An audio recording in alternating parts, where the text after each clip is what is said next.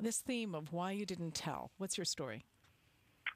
I was a young man who, well, not even a young man. I was probably about 12 years old and was on a small sailboat. It was like a sailing camp, and there was probably 3 or 4 other boys my age that were on the boat, and two, I guess you'd refer to them as counselors because it was pretty much a camp.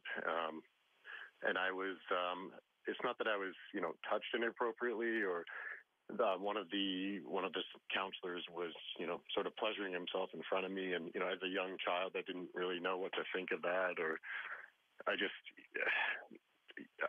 I'm still sort of in shock to this day when I think about it. I'm sort of standing here sweating as I tell everyone about this, but it's, I just thought it was important that, maybe more men speak up, because a lot of times traditionally this is something that, people assume only happens to women.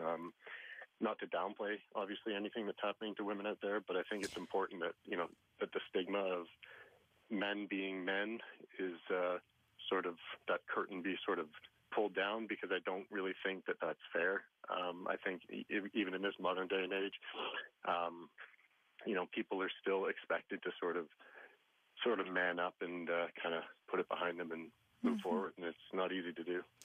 Sergeant Ferguson, this idea of even the stigma and shame, and a lot to go around, it seems, for men, women, children. Absolutely, and I would dare say that it can be even more difficult for men because of what Peter mentions in terms of the stigma and the, that why didn't you just deal with it at the time with, whether that's brute force, you could have knocked the guy out, that type of mentality. And I appreciate you coming forward, Peter, because even though what you describe may not be along the spectrum as one of the most traumatic or physically violent types of sexual assault, it's a progressive behavior, and guys who engage in that sort of behavior to me are just as dangerous as anybody else who would take advantage of a situation. And a young boy, and very impressionable at that time, and obviously chose that time and place because